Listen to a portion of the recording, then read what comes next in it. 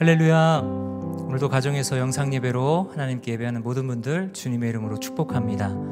사랑하는 여러분, 우리가 11월 한 달을 맞아서 감사의 달 첫 주부터 지금 계속 감사의 고백들을 주님 앞에 올려드리고 있습니다.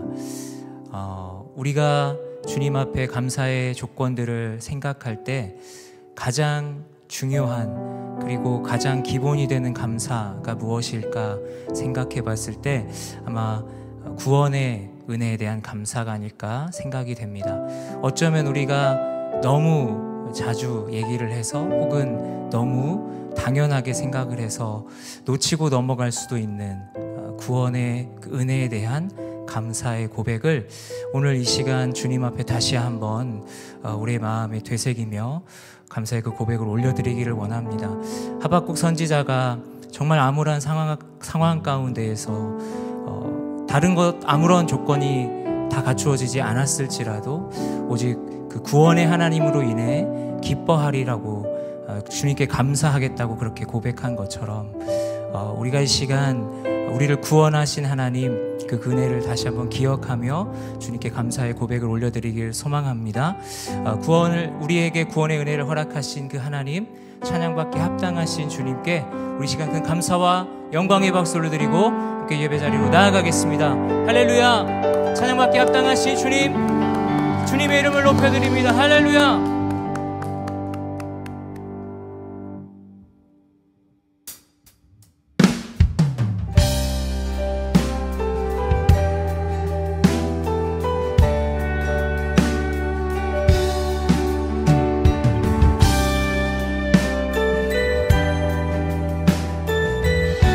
함께 고백합니다.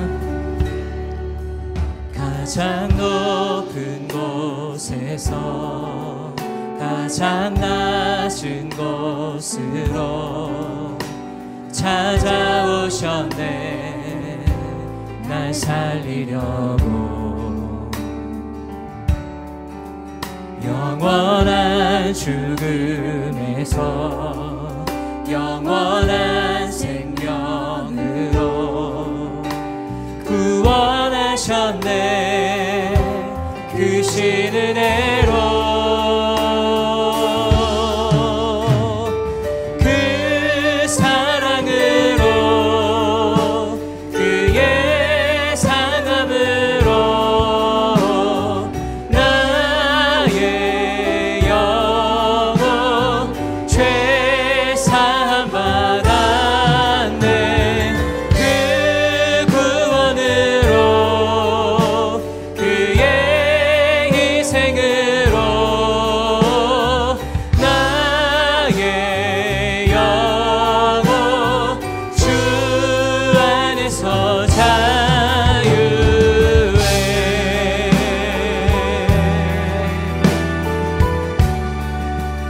다시 한번 가장 높은 곳에서 가장 높은 곳에서 가장 낮은 곳 우리에게 찾아오셨습니다. 날 살리려고. 아멘. 영원한 죽음에서 영원한 생명으로 구원하셨네. 그 신 은혜로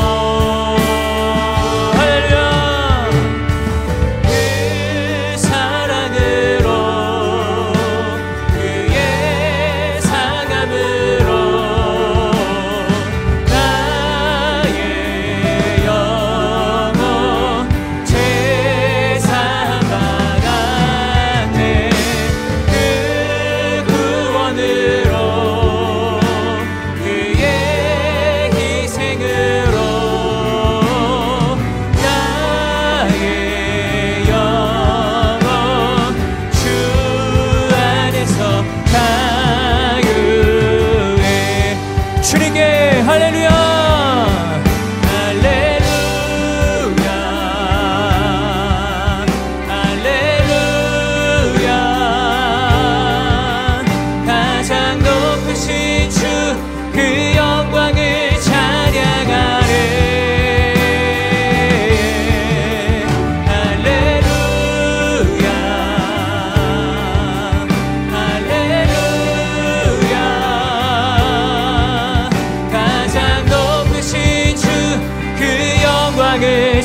한 번 더.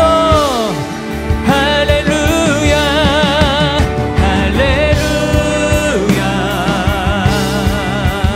할렐루야 가장 높으신 주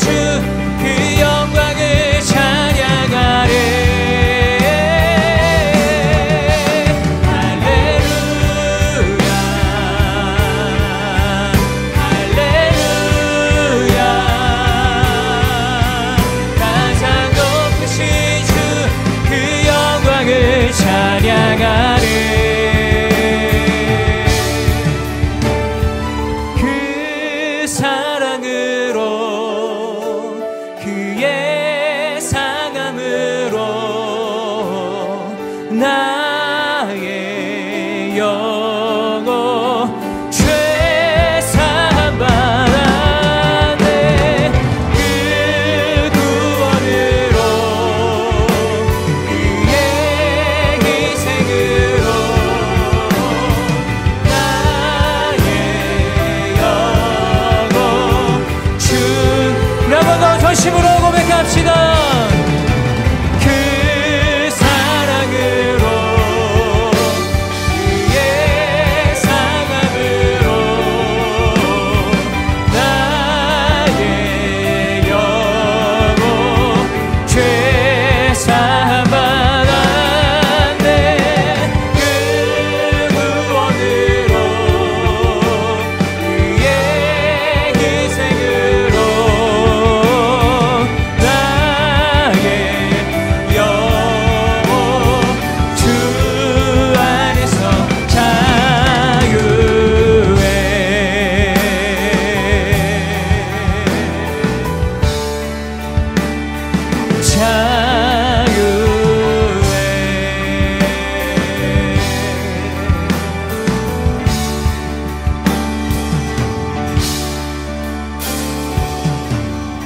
할렐루야. 가장 높은 곳에서 가장 낮은 곳으로 오셔서 우리를 구원하신 주님의 은혜를 찬양합니다. 할렐루야.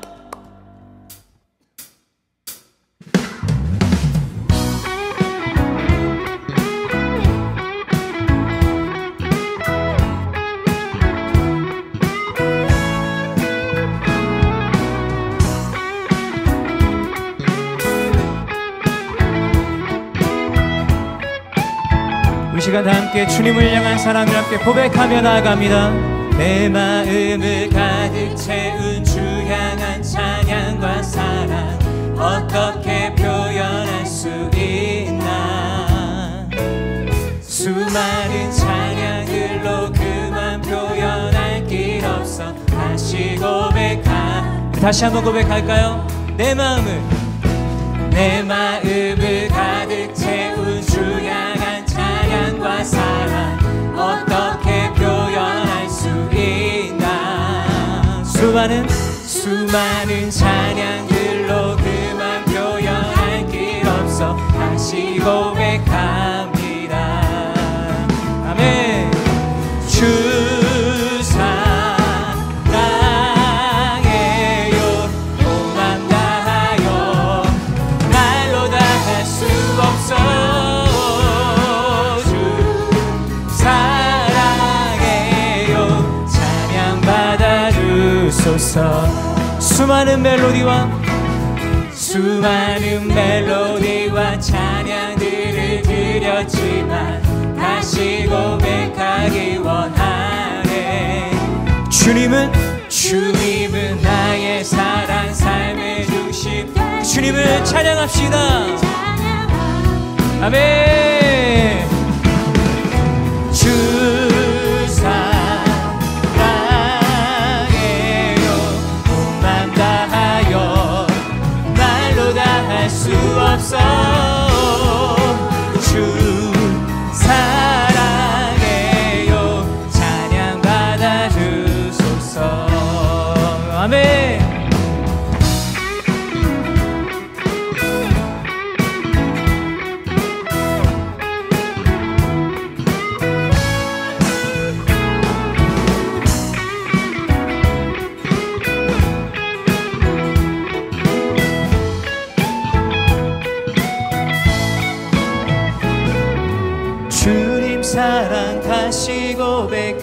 가는 새날 주심 감사해요.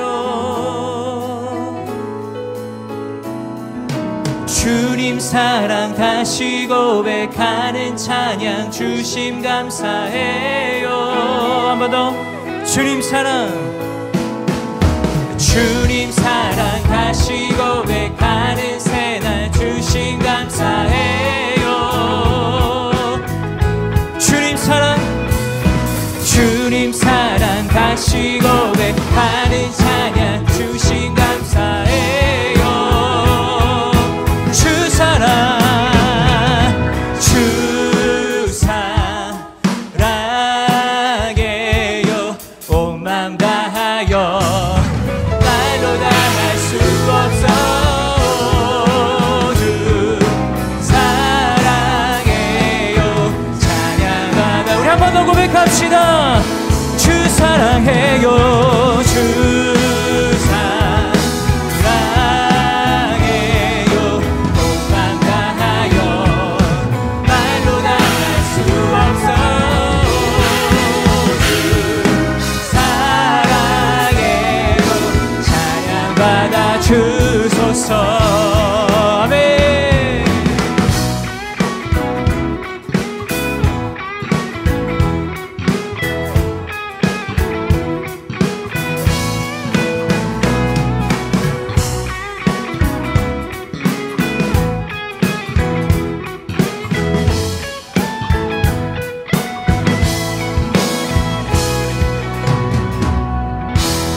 할렐루야.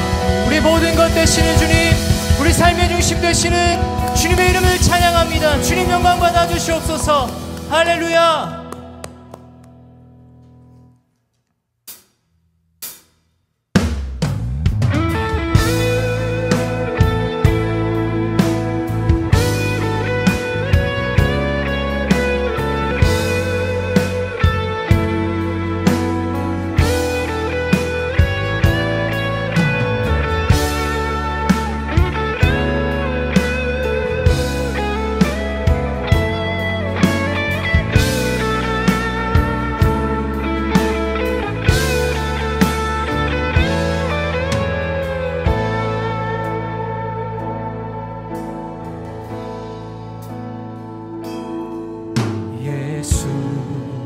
우리들의 밝은 빛 은혜와 긍휼을 베푸시는 주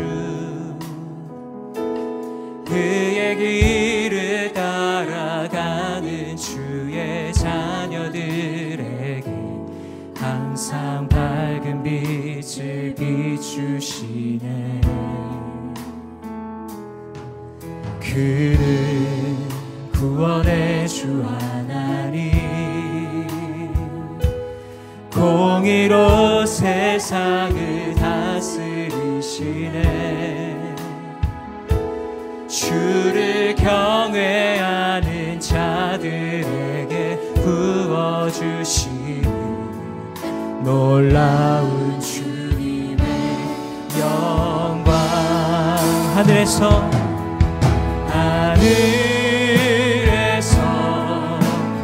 찬란하게 빛나는 주의 영광 이 땅에 오셨네. 어둠을 밝히고 새 생명 주시네. 영원히 빛나는 나의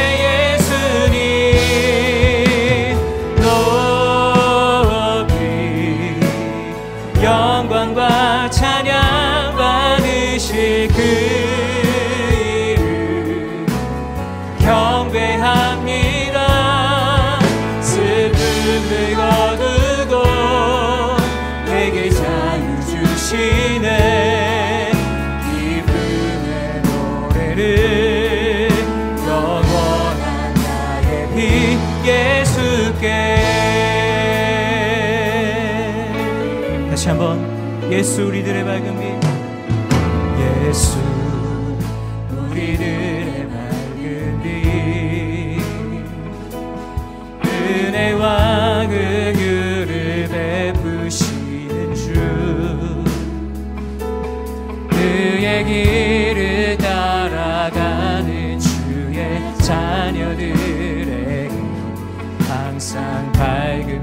빛을 비추신 아멘.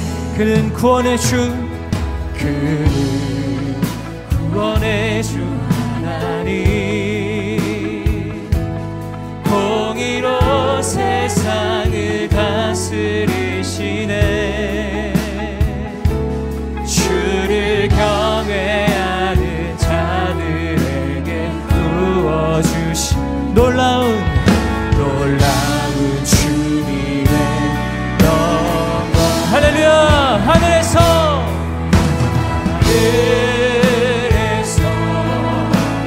찬란하게 빛나는 주의 영광 이 땅에 오셨네.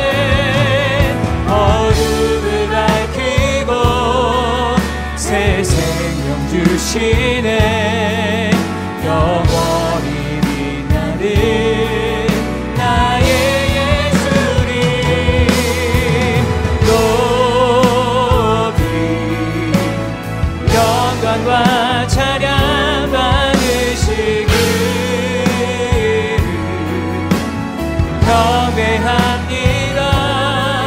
슬픔을 거두고 내게 자유 주시네. 기쁨의 노래를 영원한 나의 빛. 우리 한 번 더 고백합시다. 하늘에서 할렐루야. 하늘에서 찬란하게 빛나는 주, 우리를 위해 이 땅에 오셨습니다. 어둠을 밝히고 금을 밝히고 우리에게 생명 주신 주님,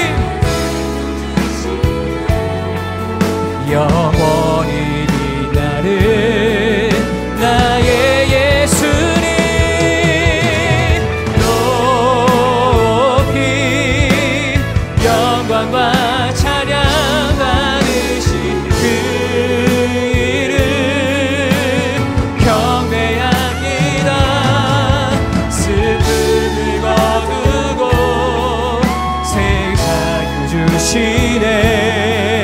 기쁨의 노래를 영원한 나의 빛 예수께. 하늘에서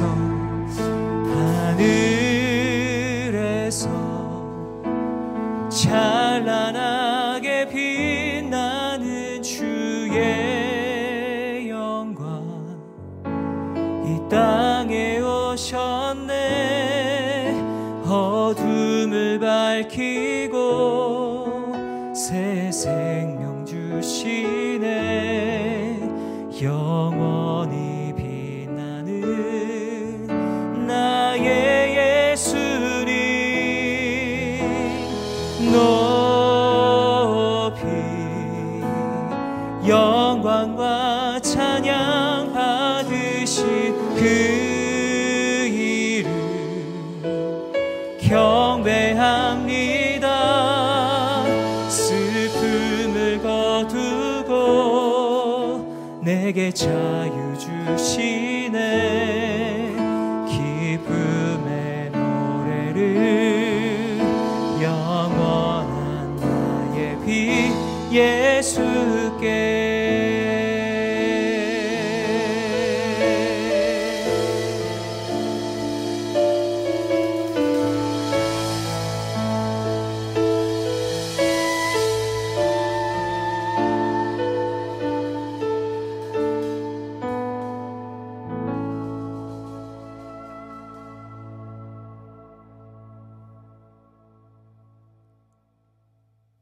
내가 하늘을 닫아 비가 오지 않거나 메뚜기 떼의 명령에 이 땅의 생산물을 갈아먹게 하거나 내 백성들 가운데 전염병을 보낼 때 내 이름으로 불리는 내 백성들이 악한 길에서 돌이켜 스스로 낮아져 기도하고 내 얼굴을 구하면 내가 하늘에서 듣고 그들의 죄를 용서하며 그 땅을 고칠 것이다. 아멘. 우주 만물을 창조하시고 지금도 운행하시는 하나님 아버지를 믿고 의지하며 나아갑니다. 죄에 빠진 저희들을 징계하시지만은 하나님의 계획은 징계가 아닌 회복과 구원임을 저희들이 알고 있습니다.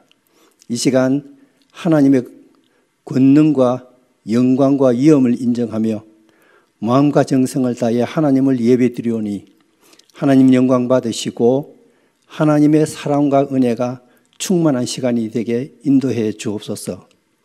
입술로는 믿음을 고백하면서도 속으로는 하나님을 전적으로 신뢰하지 못하고 불안해하는 어리석은 저희들을 용서하여 주옵소서. 코로나19과 같은 내 힘으로는 어쩔 수 없는 문제 앞에서 기도할 수밖에 없다고 말은 하면서도 정작 온전히 기도하지 못하는 연약한 믿음을 고백하오니 주의 사랑으로 주의 긍휼로 용서하여 주옵소서. 하나님 아버지, 잠시 있다가 사라질 세상께서 마음을 두지 않고 영원한 하나님의 말씀에 초점을 맞추기를 원합니다. 데살로니가 성도들이 환난과 핍박 가운데도 믿음을 지켜 사도 바울의 마음이 기뻐하였듯이 지금 우리들도 힘든 시기를 보내고 있지만 말씀과 기도로 하나님을 찾고 하나님의 거룩을 힘입어 우리 하나님을 기쁘시게 하는 삶을 살아가게 해 주옵소서. 몸된 교회와 우리 성도들을 지켜주시고 리모델링 공사가 아름답게 마무리되게 하시며 감사드리며 회복의 날에 온 성도들이 새로 단장된 성전에서 함께 예배드리고 찬양하는 소리와 성도들의 교제 소리와 성전에 뛰노는 아이들의 울음소리로 성전이 북적이는 모습을 상상하며 하루속히 그날이 오기를 고대합니다. 가정에서 온라인으로 예배드리고 공부하는 차세대 학생들의 신앙과 학업을 지켜주옵소서. 성도들의 가정이 말씀과 기도로 하나 되어 화목하고 행복한 가정으로 변화되기를 기도합니다.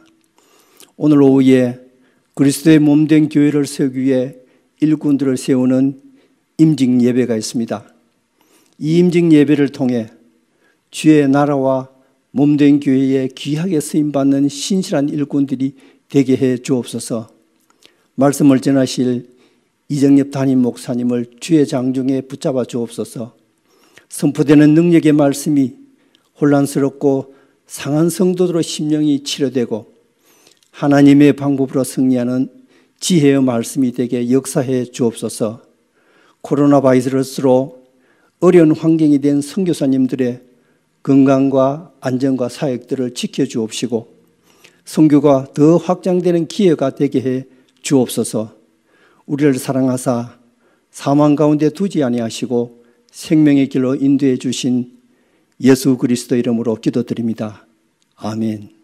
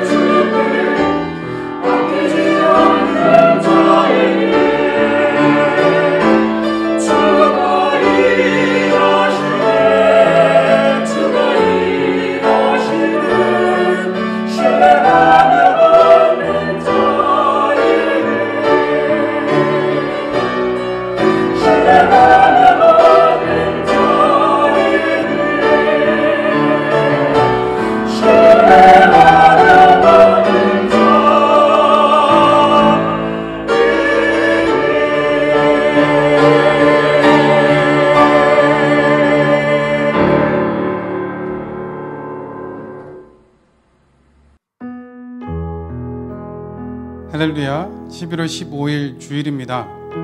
오늘도 영상으로 예배하는 모든 분들 주님의 이름으로 환영하고 축복합니다. 사랑하는 여러분, 벌써 11월이 반이 지나갔습니다. 여러분 어떻게 보내고 계신가요? 11월은 감사를 생각할 수 있는 달인 것 같습니다. 여러분 감사하고 계신지 한번 생각해 보면 좋겠습니다. 우리의 감사의 이유는 우리의 상황이 아니라 우리 하나님 때문에 감사할 수 있는 것 같습니다. 시편 136편은 총 26절로 되어 있는데 그 구절구절마다 하나님을 향한 감사의 고백이 기록되어 있습니다. 그 첫 번째 구절이 이렇습니다. 여호와께 감사하라. 그는 선하시며 그 인자하심이 영원하미로다. 아멘. 사랑하는 여러분, 우리의 감사의 이유는 우리 하나님의 사랑과 신실하심 때문입니다. 이 하나님이 바로 우리의 하나님이시고 지금도 우리와 함께 하십니다. 그래서 우리가 감사할 수 있습니다. 사랑하는 여러분, 오늘 예배를 통하여서 하나님 그분으로 인한 감사가 회복되는 우리 모두 되기를 주님의 이름으로 축복합니다. 이 시간에 주변의 분들에게 이렇게 인사하면 좋겠는데요, 감사함으로 예배하세요. 이렇게 한번 인사해 볼까요? 감사함으로 예배하세요. 네, 오늘 이 예배를 통해서 하나님 은혜와 사랑이 가득하기를, 감사가 회복되기를 주님의 이름으로 축복합니다. 이 시간에 주변의 분들 축복하는 시간 가질 텐데요, 서로 바라보시면서 은혜의 주님이 당신을 축복하고 함께 찬양하겠습니다. 은혜의 주님이 당신을 축복하고 사랑의 주님이 함께 하시네. 은혜의 주님이 당신을 축복하고 사랑의 주님이 함께 하시네. 이제는 가슴에 손을 얹고 나를 축복하며 찬양합니다. 은혜의 주님이 내 삶을 축복하고 사랑의 주님이 함께 하시네. 은혜의 주님이 내 삶을 축복하고 사랑의 주님이 함께 하시네. 사랑하고 축복하며 서로의 격려의 박수, 하나님 영광의 박수를 하겠습니다. 감사합니다.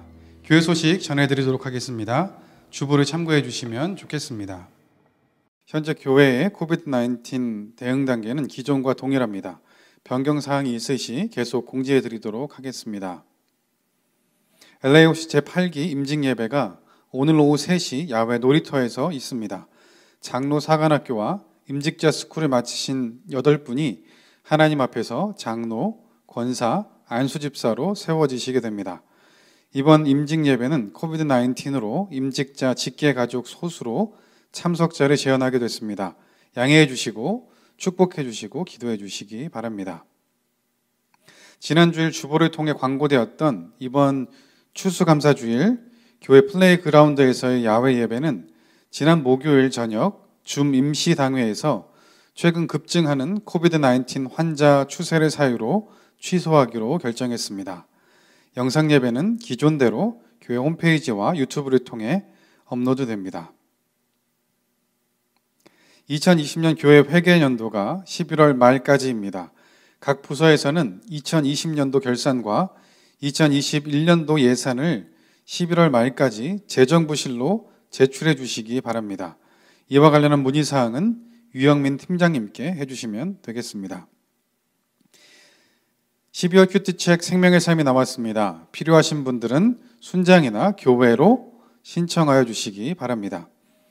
LA에 거주하시는 분들은 교회 주차장 드라이브스루가 다음 주일 11월 22일 오후 1시부터 3시까지 주차장에서 진행됩니다. LA 외에 거주하시는 분들께는 우편으로 발송해 드리도록 하겠습니다. 이와 관련한 문의사항은 배성원 목사님께 해주시면 되겠습니다. 1:1 수료식을 11월 22일 다음 주일 오후 1시부터 3시 교회 주차장에서 드라이브스루로 진행합니다. 1:1 동반자 가정과 제25기 양육자반을 마치신 분들 명단이 주보에 기록되어 있습니다. 모든 분들 축하드립니다.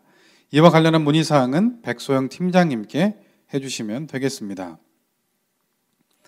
오늘 하나님께서 우리에게 주신 말씀은 구약성경 여호수아 17장 14절부터 18절까지 말씀입니다. 여호수아 17장 14절부터 18절까지 말씀 우리말 성경으로 들으신 후에 담임 목사님 나오셔서 스스로 개척하는 믿음입니까? 라는 제목으로 하나님 말씀 전해주시겠습니다.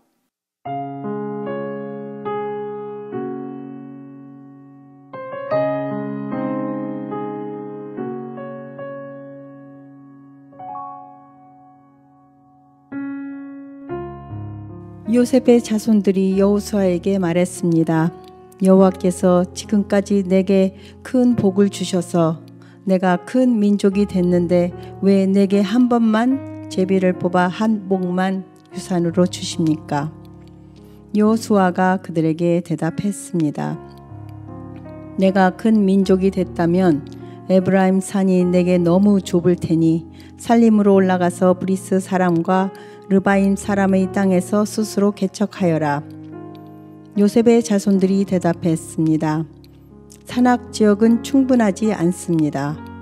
게다가 평지에 사는 모든 가나안 사람들은 베스안과 그 주변에 사는 사람이나 이스라엘 골짜기에 사는 사람도 모두 철 전차를 가지고 있습니다. 그러나 여호수아는 요셉의 집 곧 에브라임과 므낫세 지파에게 말했습니다. 너는 큰 민족이고 세력도 크니 한 번의 제비만 뽑을 수는 없다. 산악 지역도 내 것이 될 것이다. 산악 지역일지라도 내가 스스로 개척하여라. 그러면 그 끝자락까지 내 것이 될 것이다. 가나안 사람들이 철 전차를 가졌고 힘이 막강하더라도 너는 그들을 쫓아낼 것이다.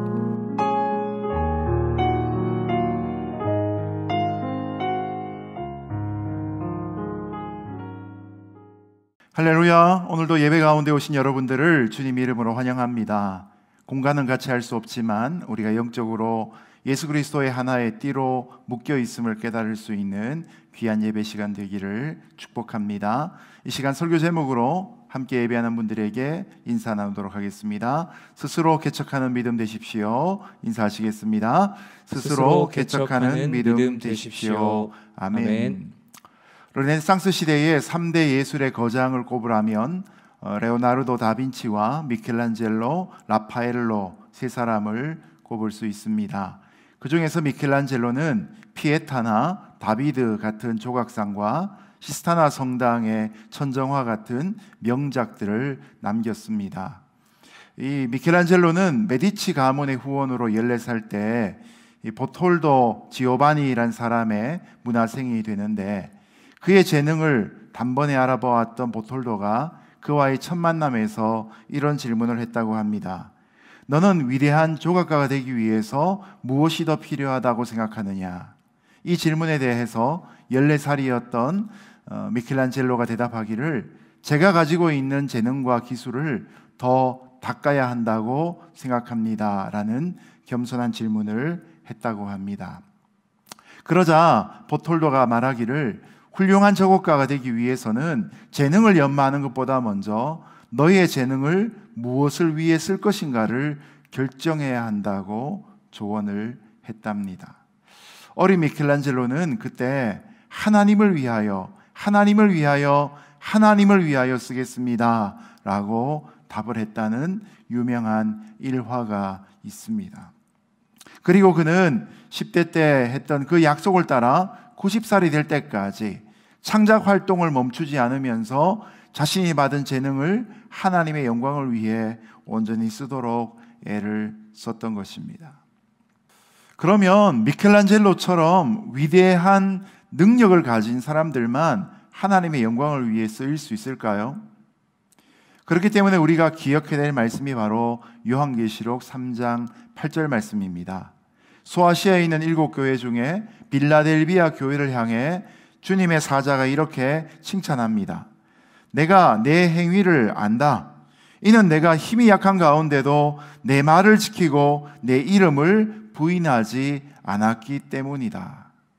여러분, 빌라델비아 교회는 연약한 교회였습니다. 그러나 갖고 있는 힘을 다하여서 하나님의 영광을 위해 쓰임을 받았던 것입니다. 물론 많은 재능을 받고 하나님께 많은 재능으로 영광을 돌리는 것도 좋은 일일 것입니다. 그런데 많은 재능을 부여받았음에도 불구하고 평생 자신만을 위해 쓰는 사람이 되는 것보다는 남이 볼 때에는 적은 재능이지만 하나님을 위해 온전하게 드려서 크게 쓰임받는 사람도 더욱 중요할 것입니다.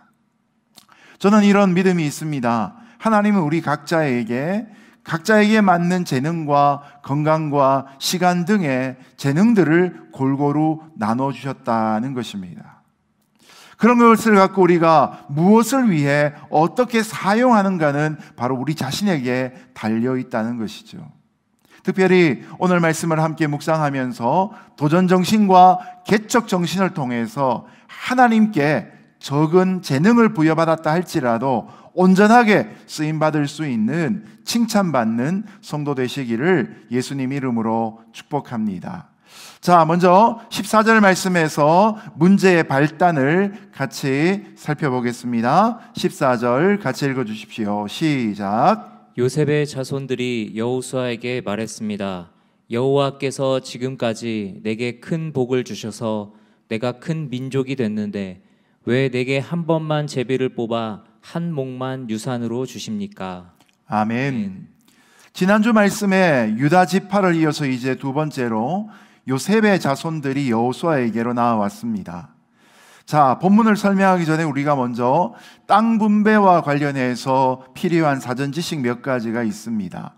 자, 이스라엘 지파가 12지파이죠. 그런데 그 중에 레위 지파는 땅 분배에서 빠집니다. 이는 하나님께서 친히 레위 지파의 유산이 되시기 때문입니다. 12에서 한 지파가 빠지게 되죠. 그렇게 레위 지파가 빠진 그 자리에 대신 요셉 지파가 에브라임 지파와 므낫세 지파로 나뉘어서 들어갑니다. 요셉이라는 이름 하나를 빼고 거기 이번엔 에브라임과 므낫세 둘을 더하게 되면 원래대로 10이란 숫자가 됩니다. 그리고 므낫세 반지파는 이미 요단강 동편에서 땅을 분배받았습니다. 그래서 가나안 땅에는 결국 요단강 건너 있는 가나안 땅에는 결국 9지파와 므낫세 반지파가 땅을 분배받게 됩니다. 자, 이렇게 된 것은 족장 야곱이 운명하기 전에 12아들들을 불러서 각각 축복의 유언을 남기는데 요셉에게는 자손이 담장 너머로 뻗은 나무처럼 될 것이다 라고 했던 창세기 49장 22절의 예언과 축복의 성취로서 이루어진 것입니다. 그리고 일찍이 광야 가운데 있을 때 이스라엘 백성들이 민수기에서 백성의 숫자를 세는데 이것이 분명한 결과로 나타납니다. 민수기 26장에서 두 번째 인구조사를 하면서 20세 이상으로 군대 갈 수 있는 사람의 수를 가문별로 세웠습니다. 그때 므낫세 지파가 52,700명, 에브라임 지파가 32,500명으로 요셉의 자손들은 도합 85,500명이 카운트됩니다. 여러분, 유다 지파가 제일 장자 지파로서 언급이 자주 되는데요, 이 유다 지파가 76,500명이었으니까 요셉의 후손들은 거의 10,000명이나 가까운 정도의 숫자적인 우월감이 있었던 것이죠. 그만큼 야곱의 예언대로 요셉의 자손들은 번창했던 것입니다. 한 지파의 숫자가 가장 많을 뿐만 아니라 에브라임과 므낫세라는 두 지파로 나뉘어질 정도로 이들은 확산되었던 것입니다. 여러분, 이만큼 이 요셉의 자손들이 번창했기 때문에 남들이 인정하지 않더라도 스스로가 어깨에 힘이 들어갈 수 있는 그런 대목인 것을 짐작할 수 있습니다. 자, 그러니 이제 9지파, 반지파에게 가나안 땅, 이 요단강 서쪽에 있는 가나안 땅을 분배한다고 할 때 하나님의 복을 많이 받은 큰 민족이 된 이 요셉의 자손들의 마음속에, 야, 우리는 이제 가장 넓은 땅이 돌아오겠구나 라는 은연중에 바람이 생기게 되었던 것입니다. 그런데 막상 땅을 분배받기 위해 제비를 뽑고 보니 그들의 기대에 못 미치는 결과가 찾아옵니다. 이것을 가지고 지파 내에서 고민하고 갈등하고 대화하다가 결국 요셉의 자손들은 여호수아를 찾아오고 맙니다. 그리고 불만과 불평을 토로하기 시작한 것이 바로 우리가 읽은 14절의 말씀입니다. 다른 지파들과 비교해 볼 때 당연히 우리는 두 지파로 더블 카운트가 돼야 된다, 아니면 우리를 한 지파로 생각할 것 같으면 가장 넓은 땅을 우리에게 분배해 줘야 되는 것이 맞지 않느냐, 이런 주장을 14절에서 하고 있는 것이죠. 여러분, 여기에서 지난주에도 말씀드렸듯이 이 분배라는 게 이래서 참으로 힘든 것입니다. 각자가 모두 자기의 입장만 생각하기 때문인 것이죠. 이 요셉의 자손들은 그들의 조상의 축복이 지금 자기들에게 나눠주는 땅의 분배에 있어서 가장 큰 보상을 받을 만한 합당한 이유라고 지시하고 있는 것이죠. 이런 그들의 어투 가운데 보면 욕심과 이기심과 교만이 서려 있다는 사실을 우리는 발견하게 됩니다. 자, 그런데 여러분, 이런 요셉의 자손들의 주장을 잠시 멈추고 지난주에 우리가 함께 살펴보았던 갈렙의 모범을 여기서 다시 한번 묵상해 볼 필요가 있습니다. 요셉의 자손들의 요구와 불만과는, 이 갈렙의 모범과는 너무나 다른 분위기를 보이고 있기 때문인 것입니다. 갈렙은 45년 전에 가나안 땅 정탐을 할 때 하나님께 칭찬과 함께 받았던 약속을 주장했습니다. 앞서서 있던 먼 선조들의 약속을 주장한 것이 아니라 자신이 직접 하나님께 받은 그 약속을 주장했다는 것이죠. 더군다나 당시에 갈렙은 이스라엘 백성들 중에서 이 2인자로서, 여호수아 다음 가는 2인자로서 무시할 수 없는 정치적인 영향력을 갖고 있던 인물이었습니다. 그러나 갈렙은 이미 정념한 땅 중에서 가장 좋은 땅을 자신이 택하겠다고 하는 기득권을 포기했던 것이죠. 그리고서 아직도 점령되지 않은 가장 척박한 땅을 택하여서 이 산지를 내게 주소서라고 겸손하게 요청했던 것입니다. 여러분, 이것이 지난주 본문과 오늘 본문에서 얼마나 큰 대조를 보여주고 있습니까? 요셉의 자손들인 에브라임과 므낫세 반지파는 영원한 청년이었던 갈렙 할아버지처럼 피땀을 흘리면서 땅을 더 개척할 생각은 하지 않고 자신들이 불공정한 대접을 받았다고 불평하다가 결국 항의하러 여호수아 앞에 나왔던 것입니다. 이스라엘 백성들이 합심하여서 외부의 적과 전투를 치를 때는 이런 갈등이 없었습니다. 땅을 정복하고 나서 막상 각 지파별로 땅을 분배하기 시작하다 보니까 이제 내부에서 갈등이 뿜어져 나오기 시작했던 것입니다. 여러분, 이런 모습이 이스라엘 백성들에게 과거에만 있었던 것일까요? 그렇지 않다는 사실을 우리는 우리 주변에서 자주 경험합니다. 가정이나 교회 같은 영적인 공동체, 운명 공동체 안에서 이런 일들이 종종 벌어지곤 합니다. 여러분, 그럴 때마다 우리는 어떻게 여호수아의 입장에서 이런 일들을 처리해 나가야 할까요? 어느 누구의 편을 들어서 문제가 해결될 수 있을까요? 자, 이런 궁금증을 가지고 여호수아의 판단을 한번 생각해 보겠습니다. 자, 15절 말씀 같이 읽어 주십시오. 시작. 여호수아가 그들에게 대답했습니다. 네가 큰 민족이 됐다면 에브라임 산이 내게 너무 좁을 테니 살림으로 올라가서 브리스 사람과 르바임 사람의 땅에서 스스로 개척하여라. 아멘. 여호수아의 입장에서 이 청탁을 거부하기가 어려운 이유가 좀 있습니다. 여러분, 여호수아는 원래 에브라임 지파 출신입니다. 자기에게 불평을 이야기하러 나온 그 무리 중에 자신의 친인척들도 있었을 것입니다.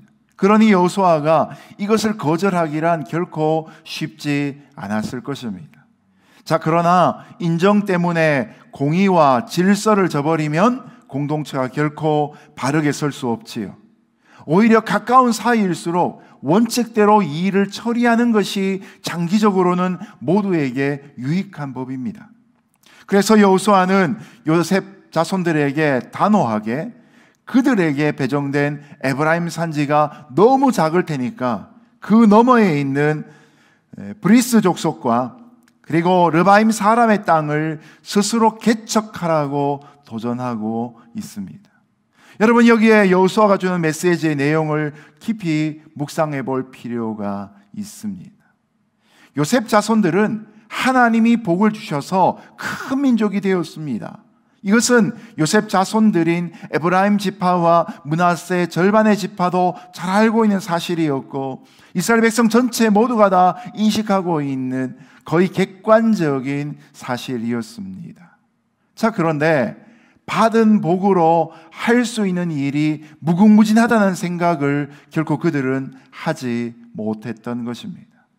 그래서 여호수아는 그들의 요청 속에 숨겨져 있는 의존심을 드러내면서 받은 것에서 만족하지 말고 가능성을 꿈꾸면서 정당한 과정을 통해 피땀의 대가를 치르면서 새로운 땅을 쟁취할 수 있도록 제안하고 있는 것입니다. 여러분, 공동체 안에 일어나는 문제들을 각자가 갖고 오는 불평과 원망을 기준으로 풀어나가려고 하다 보면 영원히 풀 수 없는 미궁에 빠지게 됩니다. 언제나 하나님의 통찰이 임하여서 문제를 풀 수 있는 솔루션은 바로 하나님의 지혜에 근거되어야 하는 것입니다. 사람들은 누구나 쉽게 유익을 얻으려고 하는 마음이 본성적으로 있습니다. 한자말로 불한당이란 말이 갖고 있는 의미가 바로 그것 아닙니까? 안 일불 자, 땀 한 자, 무리당자입니다. 땀 흘리지 않고 좋은 결과를 보려고 하는 사람들이죠. 악인의 꾀를 쫓아 살아가는 사람이라고 시편 1편에 분명하게 등장합니다. 그런데 여러분, 이렇게 땀 흘리지 않고 소유를 유지하고 쉽게 유익을 얻으려고 하는 마음으로 살아가다 보면 자신에게 주어진 소유는 유지할 수는 있을 것입니다.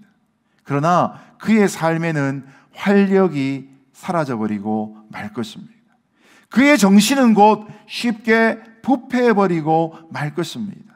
노동의 기쁨을 맛보지 않으면, 성실한 수고를 통해서 헌신의 열매들을 맛보지 않으면 그 사람은 결국 매력 없는 인생이 되어버리고 말 것입니다. 하나님은 창세기 1장에서 아담과 그 아내를 지으시고 난 다음에 에덴 동산을 그들의 삶의 터전으로 허락하셨습니다. 그럼에도 불구하고 하나님은 창세기 1장 28절 말씀부터 계속해서 복을 주시면서 땅에 가득하고 땅을 정복하고 바다의 물고기와 공중의 새와 땅 위에 기는 모든 생물을 다스리라고 명령하셨습니다. 에덴 동산은 아담과 그 아내가 살아가야 될, 그의 후손들이 살아가야 될 담장으로 제한되어져 있는 넘을 수 없는 선이 결코 아니었던 것입니다.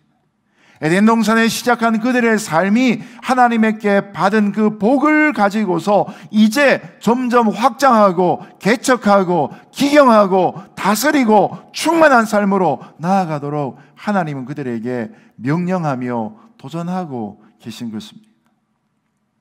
저는 이 설교를 한 주간 동안 준비하고 묵상하면서 이 달란트의 비유와 문화의 비유가 계속해서 제 마음속에 떠올랐습니다. 제가 혹시 5달란트, 2달란트 받은 종들과는 달리 1달란트만 받은 사람으로 그 받은 달란트만 가지고 지키려고 애쓰는 사람은 아닌가 스스로 참으로 많이 돌아보게 되었습니다. 그것 때문에 그 어떤 주간보다도 이번 주간의 설교가 준비하는데 참으로 힘들었던 것입니다. 이제 오늘 이 영상으로 예배를 드리고 나면 오후에 이 제8기 임직식이 놀이터에서 진행되게 됩니다. 8기 임직식에 임직을 받는 장로님 2분, 권사님 4분, 안수집사님 2분, 총 8분이 임직을 받는데 또 임직식을 생각할 때 또 이런 마음의 부담들이 생겼습니다. 임직을 받는 것 자체가 목적이 아니라 받은 임직을 가지고 한 걸음 더 나아가는 섬김의 모습을 보이셔야 할 텐데, 여러분, 하나님께서 우리에게 무엇인가를 주신 것은 그것으로 만족하고 거기에 머물란 명령이 아닌 것이죠. 하나님이 이스라엘 백성들에게 지금 공평하게 땅을 분배해 주신 것은 거기에서만 살라고 하신 것이 아니었던 것입니다. 너에게 준 그 은사와 달란트와 그 땅을 가지고 그 땅을 기초로 해서 더 나아가도록 하는 주님의 도전의 명령이 담겨져 있다는 사실입니다.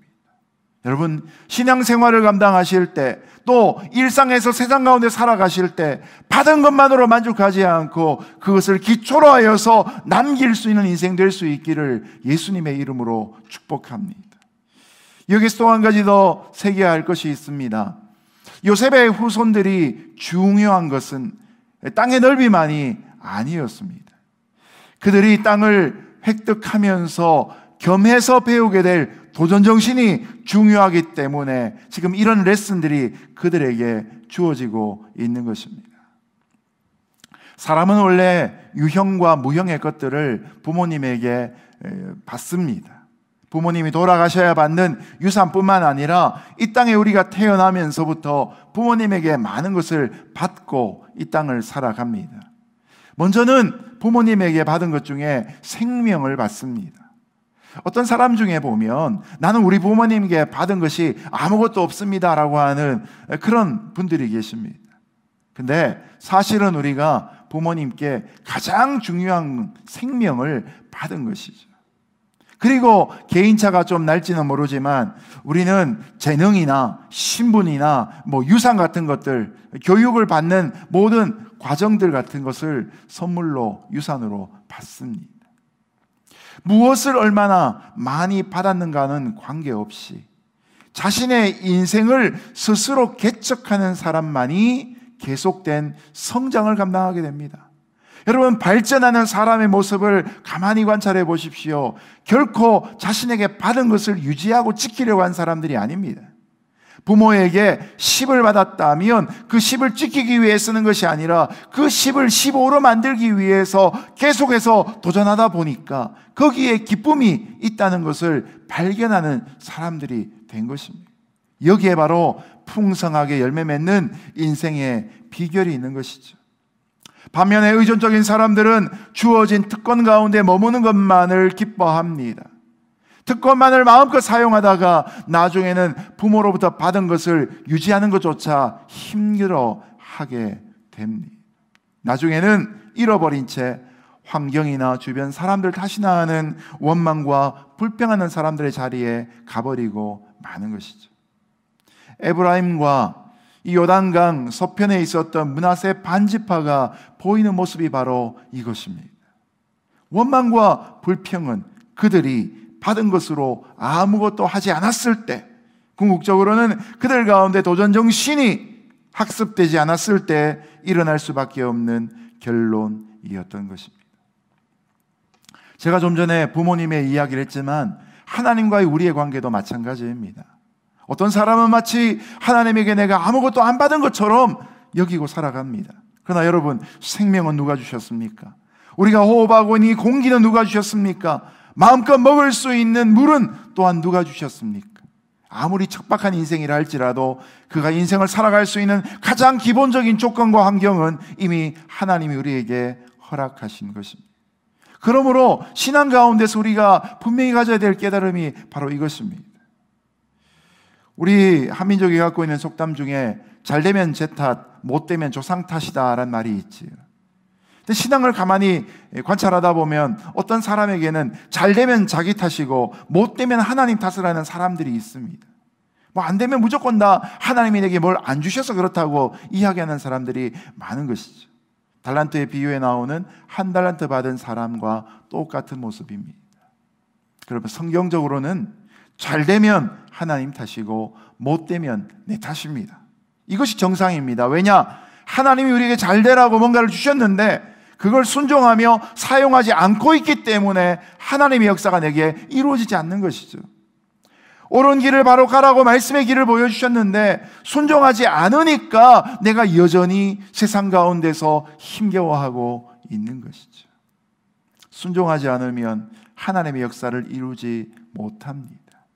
바라기는 저와 여러분이 오직 하나님만을 의지하고 황무지와 같은 미답지를 할지라도 받은 것을 가지고 개척자의 심정을 가지고 나아갈 수 있기를 예수님의 이름으로 축복합니다. 자, 16절 말씀 계속해서 같이 읽어주십시오. 시작. 요셉의 자손들이 대답했습니다. 산악 지역은 충분하지 않습니다. 게다가 평지에 사는 모든 가나안 사람들은 베스안과 그 주변에 사는 사람이나 이스라엘 골짜기에 사는 사람도 모두 철 전차를 가지고 있습니다. 아멘. 여호수아에게서 스스로 개척하여라 라는 말을 들은 요셉의 후손들은 격렬한 거부 반응을 일으키고 있습니다. 여호수아가 말하는 이 산악 지역은 자신들의 인구에 비해서 충분하지 않다는 겁니다. 더군다나 그 산맥 너머에 있는 평지 땅인 베스안과 이스라엘 골짜기에는 모두 철 전차를 갖고 있는 무장한 가나안 족속들이 살고 있는데 우리가 어떻게 그들을 이길 수 있느냐라고 대답하고 있는 것이죠. 당시의 문명으로 보면 청동기에서 철기로 넘어가고 있던 중이었습니다. 그런데 안타깝게도 가나안 민족들은 철기 문화를 먼저 누리고 있었고 이스라엘 백성들은 청동기 문화에 머물러 있었습니다. 철로 만든 검과 이 구리로 만든 검이 쨍 하고 부딪히게 되면 여러분 어떤 일이 나겠습니까? 그러니 이스라엘 백성들이 볼 때에 이 가나안 족속들이 갖고 있는 철 전차의 군대를 자기들이 이길 수 없다는 것은 어쩌면 상식적인 판단이었을 것입니다.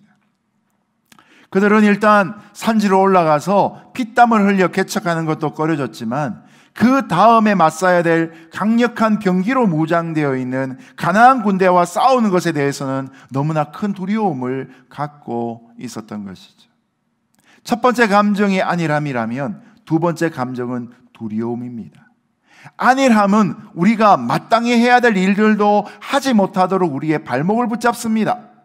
두려움은 무엇입니까? 우리가 할 수 있는 일들을 하지 못하도록 우리의 마음을 얼어붙게 만듭니다.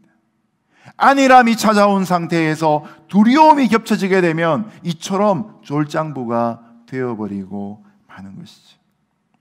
오늘 설교의 서두에서 여호수아를 찾아왔던, 그리고 여호수아를 향해서 강하게 따져 물었던 이 요셉의 자손들이 했던 그 말들이 어디 가버리고 말았습니까? 우리가 큰 민족이라고 하면서 빈 땅 더 내놓으라고 했던 그 무리한 요구를 했던 그들의 그 목소리가 이제 너무나 모기 소리처럼 기어들어가고 있는 것이죠. 실력 발휘를 해야 될 그 순간에 그들은 게으르고 두려워하는 이중성을 내어 보이고 있는 것입니다. 하나님의 백성이 이스라엘 민족에게, 그것도 요셉의 후손인 에브라임과 므낫세 지파에게 왜 이런 일이 찾아오고 말았을까요?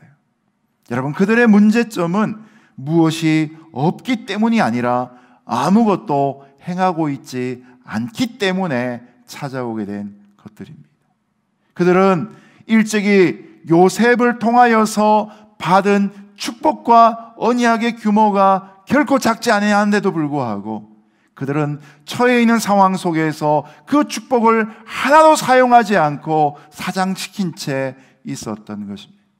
복이 그냥 굴러 들어오기만 기다리고 있었던 것이죠.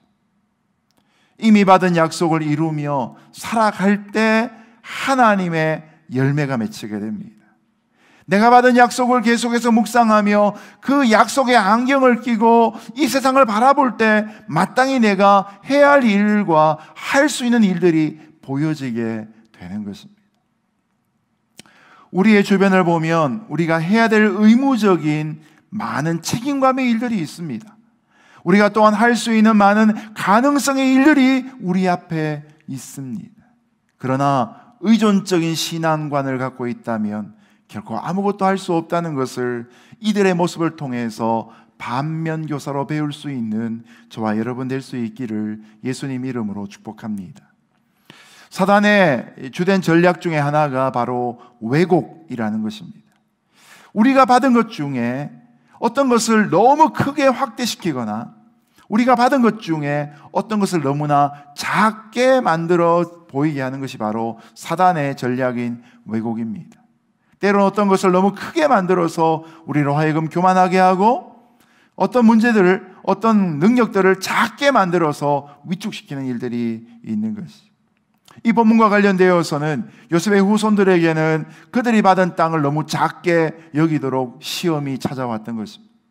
그래서 하나님 주신 약속과 은사보다도 자기들이 받아야 될 그런 수준들이 더 넓고 크고 높다고 주장하고 있는 것이죠. 아무것도 안 하면서 기대감만 크게 만든 것입니다. 그러니 아무것도 하지 못한 채 불평분자로서만 머물러 버리게 되는 것이죠.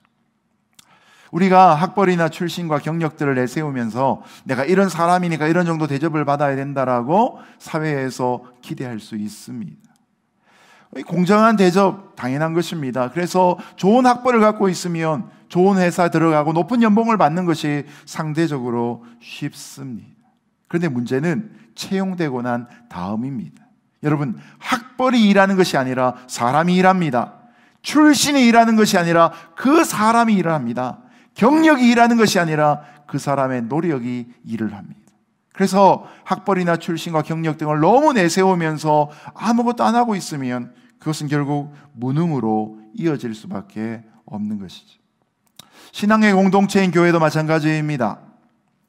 그런 신앙 공동체 속에 이런 문제가 일어나면 우리는 어떻게 생각해야 될 것입니까? 여호수아처럼 주님이 우리에게 아마 이렇게 말씀하실 것입니다. 네가 크다고 생각하느냐? 너의 직분이 높다고 생각하느냐? 네가 과거에 큰 은혜를 받았다고 생각하느냐? 그러면 적을 몰아내어라. 내가 너에게 준 은사가 많다고 생각하느냐? 그 은사를 가지고 너는 지금 무엇을 하고 있느냐? 네가 대접받을 수 있는 귀한 직분을 갖고 있다고 생각하느냐? 그렇다면 그 직분으로 과연 넌 얼마나 사람들을 섬기고 있느냐? 너희 교회가 좋은 교회라고 소문난 교회라고 생각하고 있느냐? 전통이 오래된 교회라고 생각하고 있느냐? 부흥하는 교회라고 생각하느냐? 그러면 너는 지금 복음을 위해 희생하고 헌신하고 자랑하는 일들을 하여라. 하나님의 우리를 향한 메시지를 우리는 분명히 들어야 할 것입니다. 우리가 받은 은사나 직분을 자랑하는 것만큼 우리의 삶에는 사역의 열매가 맺혀 있어야 됩니다.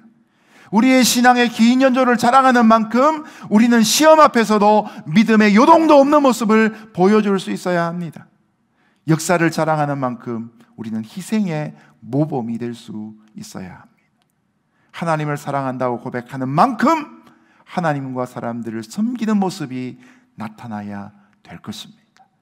그런 저와 여러분의 신앙이 될 수 있기를 예수님의 이름으로 축복합니다. 마지막으로 17절 18절 말씀 같이 읽습니다. 시작. 그러나 여호수아는 요셉의 집 곧 에브라임과 므낫세 지파에게 말했습니다. 너는 큰 민족이고 세력도 크니 한 번의 제비만 뽑을 수는 없다. 산악지역도 내 것이 될 것이다. 산악지역일지라도 네가 스스로 개척하여라. 그러면 그 끝자락까지 내 것이 될 것이다. 가나안 사람들이 철 전차를 가졌고 힘이 막강하더라도 너는 그들을 쫓아낼 것이다. 아멘. 아멘.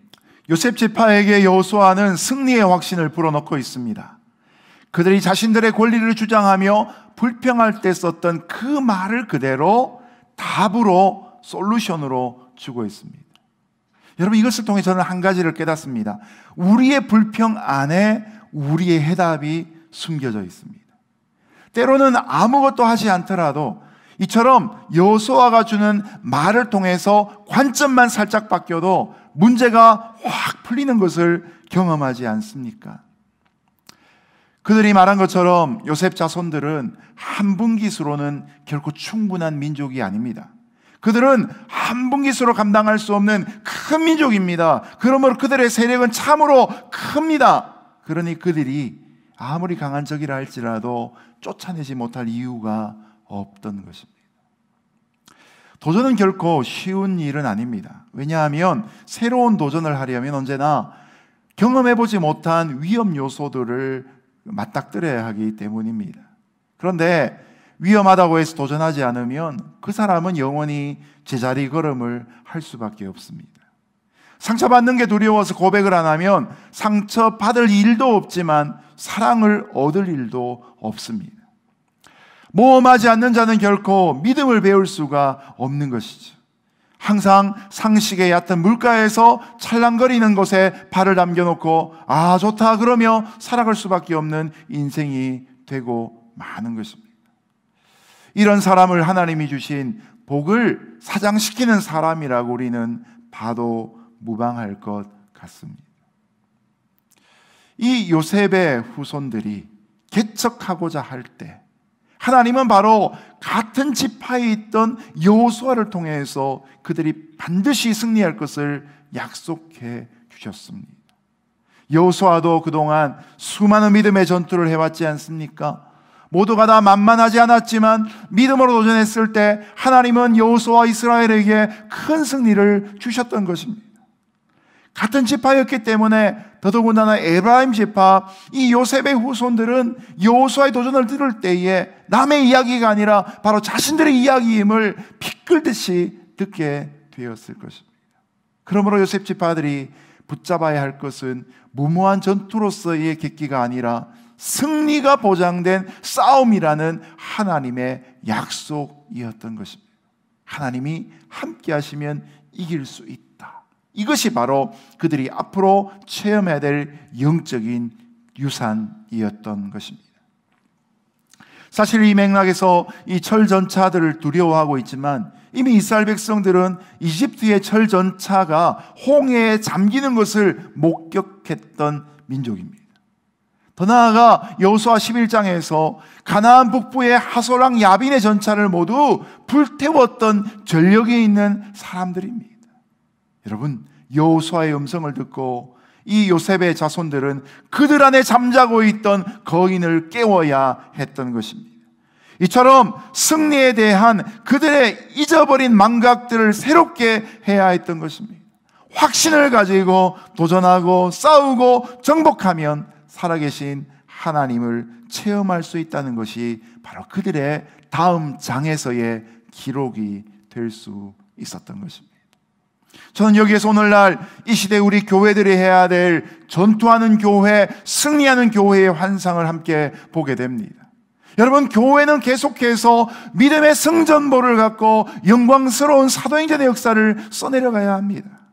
교회가 갖고 있는 많은 사람의 수와 많은 은행 어카운트의 밸런스와 크고 좋은 건물로 인해서 만족하면 그 교회는 그 순간 하나님의 역사를 잊어버리는 공동체가 될 것입니다. 현실에 안주하고 개척하지 않는 자는 영원한 한계 속에 갇혀서 무기력한 인생을 살아가며 작은 것으로도 불평하고 원망할 것입니다. 바라기는 저와 여러분이 계산하고 지레 겁먹고 움츠러들 것이 아니라 오직 하나님의 약속을 의지하고 우리에게 마땅한 하나님의 책임감들을 붙잡고 가능성들을 향하여서 믿음의 발걸음을 옮겨갈 수 있기를 예수님 이름으로 축복합니다.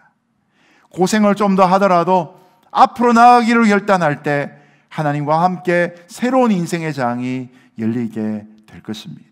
오늘도 그런 의미에서 스스로 개척하라는 명령에 순종하며 나아가는 저와 여러분 되시기를 예수님 이름으로 축복합니다. 함께 기도하겠습니다. 고맙고 감사하신 하나님 아버지, 옛날에 받았던 축복을 오늘 반복하는 것이 아니라 새롭게 받은 은혜를 기초로 하여 새로운 약속의 말씀을 붙잡고 주님 부어주시는 은사를 따라 쓰임받고 개척하는 주의 백성 되게 하여 주옵소서. 우리가 오늘 받은 것으로 감사할 뿐만 아니라 올려드리는 모든 것을 통해서 더욱더 하나님께 영광 되어질 수 있도록 역사하여 주옵소서. 예수님 이름으로 기도드렸습니다. 아멘.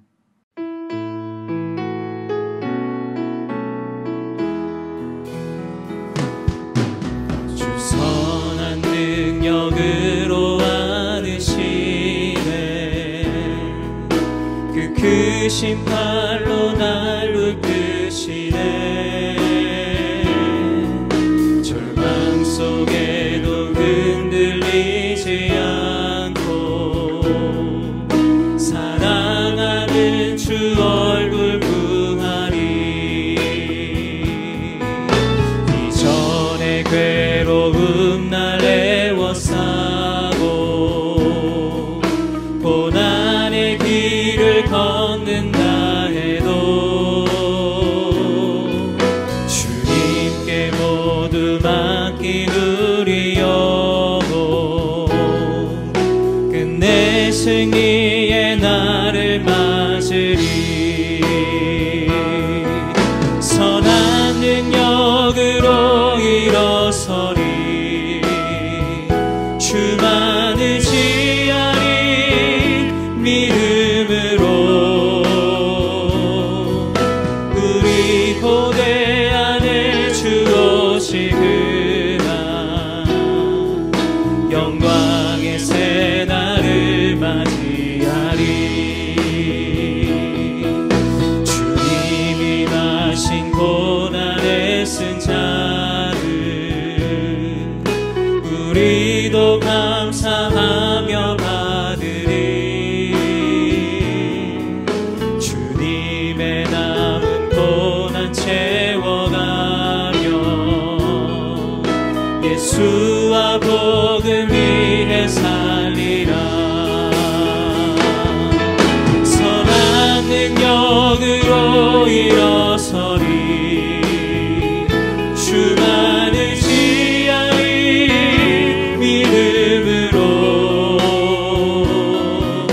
우리 고대 안에 주 오시구나. 영광의 새 날을 맞이하리. 영광의 새 날을 맞이하리. 영광의 새 날을 맞이하리.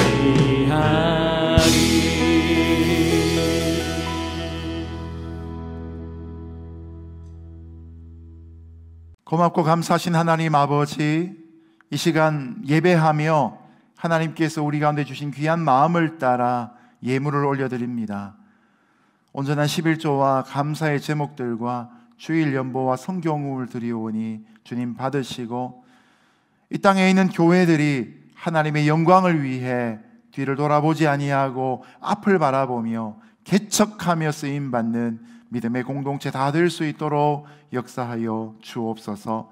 하나님, 로스앤젤레스 온누리 교회를 통해서 개척하기를 원하시는 하나님의 땅을 믿음으로 바라볼 수 있기를 소원합니다.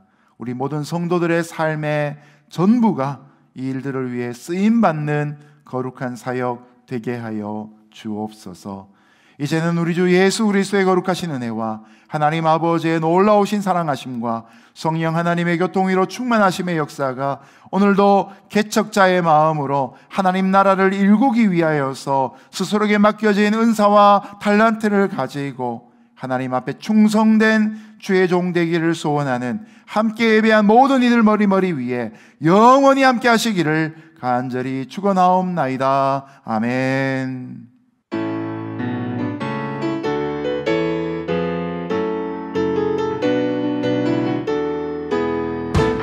우리 함께 고백합니다. 살아계신 주 나의 참된 소망 걱정 근심 전혀 없네. 사랑의 주내 갈 길도 내 모든 삶의 기쁨 늘 충만하네. 살아계셔서 우리 예배를 받으신 하나님께 감사와 영광의 박수 올려드리겠습니다.